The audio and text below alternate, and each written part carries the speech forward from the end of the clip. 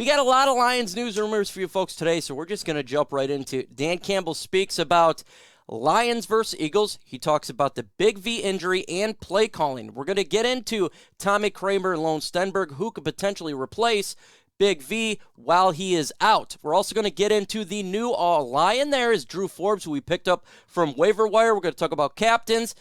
Eagles and Lions, a hell of a lot to get into. But before we get into this video, if you think it's a sound and smart idea to open up your mouth, show your teeth, and take a hammer and smash it repeatedly, go ahead and subscribe to my channel because we talk all things Detroit Lions news and rumors.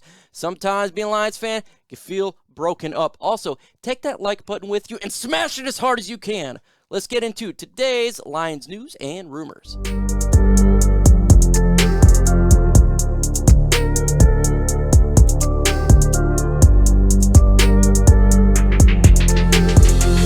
Yummy, yummy, yummy. I got captains on my tummy. And the captains just came out right before I was recording this video. So I figure, why the hell not throw that on here anyways. Jared Goff, captain. No issue there. Frank Ragnow, captain. Obviously, Michael Brockers, Alex Anzalone, Tracy Walker, and Woods. None of these shocker at all. You're going to have your quarterback, Frank Ragnow, beast. Michael Brockers, beloved, and he's a leader. He can wield the hammer of Thor. And then you got Thor himself, Alex Anzalone. Loved by this coaching staff, and Walker's the veteran guy, the back end of this defense. Woods, not really that big of a deal. Not a shocker there about it. Let's talk about the new offensive line men that we picked up off waivers. You want to know who the hell is this guy? Well, Drew Forbes is 6'5", 308. He was drafted in 2019 in the 6th round, 16th. He comes from Missouri State. He's 25 years old. We talk about this young man. He does have some positives, and he does have some negatives. Strengths are he's controlled choppy, step in initial engagements, will fire his hips into blocks. Effective gallop step technique in down blocks, plays with strain, lower body is loose, balance and recover, works to reset his hands, but he's got some issues as well. He is a little bit high in the cut his build, plays with too much forward lean, needs hands to attack. Hands tend to drift outside level of competition. What is this guy? Exactly what you see, a backup player. And that's what he is right now. Backup player. When Big V went down, we needed to get another player, and that's why we got him to be there. But, man, with the injury that we sustained, big injury for the Detroit Lions, Big V, I got to know from you guys, are you worried about this injury? 1 being not worried at all. 100 being you're freaking sweating bullets. Let me know in the comment section right now. Are you worried about not having Big V for the first 4 weeks? Now, it could be a little bit longer, but that's how the IR is working here, is the first 4 weeks. Let me know in the comment section, 1 through 100. Who can replace Big V? Well, we have 2 players here that can replace Big V. We got Logan Stenberg, who we drafted a couple of years ago. Honestly, in training camp, he was looking sus, legitimately. But in the last 2 preseason games, this guy has been blowing up. He's been helping the Lions out in a big way. And when we talk about Logan Stenberg, he is a guy that is a physical offensive lineman. He's very good mauling in the run game. That is his strength.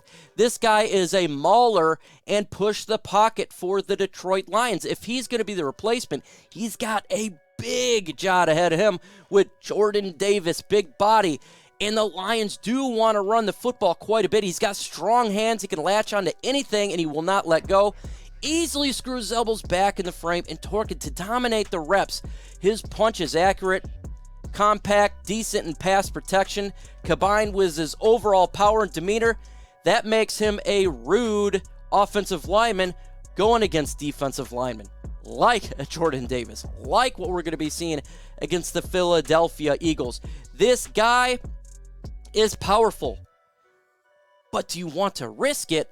Because his game is not the best in pass protection. Do you want to risk that? It's going to be a tough one for Dan Campbell. It's going to be real tough to assess what they want to go with, Lions versus the Philadelphia Eagles. Let's go ahead and talk about Tommy Kreamer real quick. Now we talk about Tommy Kreamer. He's got a lot of positives here. First off, longtime starter there for the Fighting Irish. He's tough and a durable blocker who is best in a small area. Explosive, strong at the point. Always looks for somebody to hit. He quick snap off. The snap stays square and looks his hands throughout his action. Anchors pass protection. Turns defenders off the line. Down and seals the play. Gets leverage in opponents. Possesses outstanding size. Easily controls opponents. Does have negatives though. He lacks agility and struggles to adjust. Not light on his feet. Ineffective, less effective in the run game. Better in a positive for pass protection. He gets his butt off the line of scrimmage. The problem is, one, Logan Stenberg is dominant in the run game. And when it comes to Tommy Kreamer, he's more dominant in pass protection. Honestly, if you were to take Logan Stenberg and you were to take Tommy Kreamer and they somehow conjoined and had a child, it would be Halapoulivaati Vaitai. That's what it would be, because Vaitai Vaitai is good at pass protection and he's also good at run game. So what are the Lions going to do here regarding this position? Maybe here's my idea, is use both and kind of see how it works out throughout the game on Sunday. I need to have Jared Goff be standing up this game. I want to make sure that happens, but I also want to run the football more. So I think we should try them both out and see what works. I think so. Start out with Tommy Kreamer. I think that may be a good idea because, again, you want to keep Jared Goff upright. You don't want this guy to get beat up, but if that's not working out too well, throw in Logan Stenberg to see if they want to run the football a little bit more in this game and move the pile. Folks, make sure you subscribe to this channel. Why? Because why the hell not? Right now, I'm at 23,869 subscribers. I'm 31 away from 23,900. I would love to get that by tomorrow. So 31 of you who are watching this video, make sure you subscribe to the channel so you don't miss out on the latest news and rumors regarding our Detroit Lions. Let's get into the Lions versus the Eagles game really quick. When we talk about the Detroit Lions versus the Philadelphia Eagles, right now the Eagles are favored to win by 4 points. That's what Vegas odds are, and I would have to concur right now that that has to be the line, and I would not take the Lions to go over and win this one. I think that Philadelphia right now, what I have them is 32-38 Philadelphia victory. That is, you can bet on that, but I still have the Eagles winning by a little bit more. Why? Because, first off, they're dominant on both sides of the football. They got a really good offensive line, ranked 1 in the NFL per ESPN. Now, I think the Lions are the best offensive line, but maybe took a hit there with Big V. But their defensive line is also really good. They got waves of players that can come at you, and now losing Big V, it's going to be a little hamper on that offensive line.